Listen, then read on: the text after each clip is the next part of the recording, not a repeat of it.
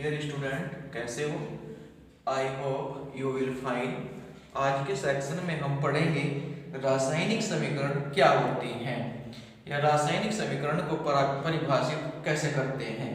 एक रासायनिक समीकरण पूर्ण रासायनिक समीकरण अभिकारक उत्पाद एवं उनकी भौतिक अवस्थाओं को प्रतीक के रूप में लिखना ही रासायनिक समीकरण कहलाता है।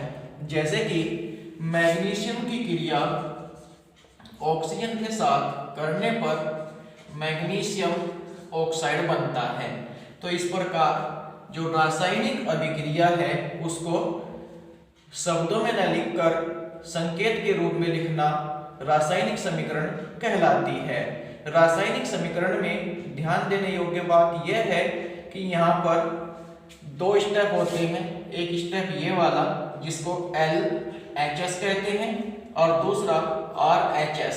ये जो LHS वाला पद है इसको हम अभिकारक कहते हैं और जो दूसरा पद है RHS इसको कहते हैं हम उत्पाद या क्रियाफल।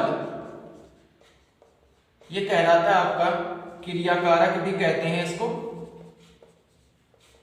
क्रियाकारक में जो तत्व भाग लेते हैं वो क्रिया करके एक नए पदार्थ का निर्माण करते हैं। ये जो नया पदार्थ है ये क्रियाफल या उत्पाद कहलाता है। एक रासायनिक समीकरण में दोनों पद बराबर होने चाहिए, यानी कि LHS बराबर होना चाहिए RHS के, तभी एक हमारी संतुलित रासायनिक समीकरण बनती है। इसको समीकरण को संतुलित करने के लिए हम यहाँ पर देखते हैं कि यहाँ पर इसमें परमाणुओं की संख्या समान है या नहीं है। यदि यहाँ पर परमाणुओं की संख्या समान होती है तो रासायनिक समीकरण संतुलित है, वरना रासायनिक समीकरण संतुलित नहीं है। सबसे पहला जो यहाँ पर हम तत्व देखते हैं वो हमारा Mg है और ऑक्सीजन जो है यहाँ पर इसकी संख्या यानी कि परमाणुओं की संख्या यहाँ पर 2 है। अब हम इसको उत्पाद में या RHS की तरफ देखते हैं तो यहाँ पर Mg 1 है और ऑक्सीजन भी 1 है, जबकि LHS में ऑक्सीजन के 2 परमाणु थे।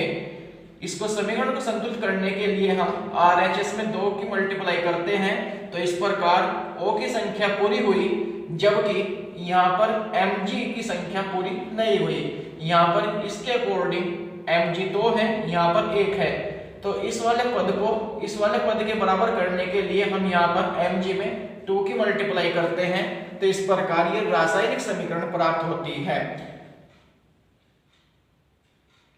वे पदार्थ जिन पदार्थों में परिवर्तन होता है अभिकारक कहलाते हैं और क्रिया के बाद जो एक नया पदार्थ बनता है वो हमारा उत्पाद या क्रियाफल कहलाता है।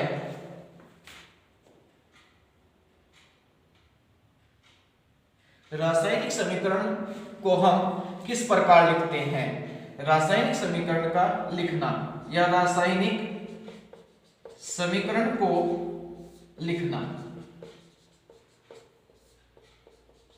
रासायनिक समीकरण को लिखने के लिए हमें उसमें जितने भी तत्व हैं उन तत्वों को हम शब्दों में ना लिखकर संकेतों के रूप में लिखते हैं। तो इस प्रकार हम रासायनिक समीकरण लिखते हैं। जैसे कि Mg का उदाहरण लेंगे हम।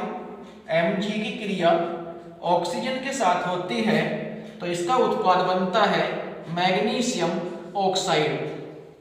यानी कि जो बात हमें शब्दों में कहनी थी उसको हम शब्दों में ना कहकर संकेत के रूप में कहते हैं। तो इसी प्रकार हम अपनी रासायनिक समीकरण को लिखते हैं। इसको भी हम बैलेंस करेंगे, पहले की तरह बैलेंस करेंगे।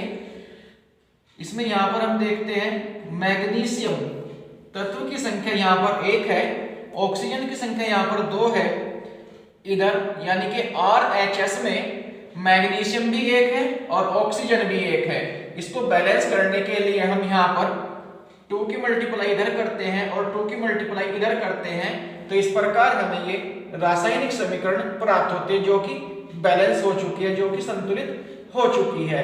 इसी प्रकार अन्य रासायनिक समीकरणों को भी स्त्री लिखते हैं, इनको शब्द रूप में ना लिखकर संकेत के रूप में हम लिखते हैं। ये जो है संकेत के रूप में लिखना हमारे लिए बहुत ही ज्यादा सुविधाजनक होता है।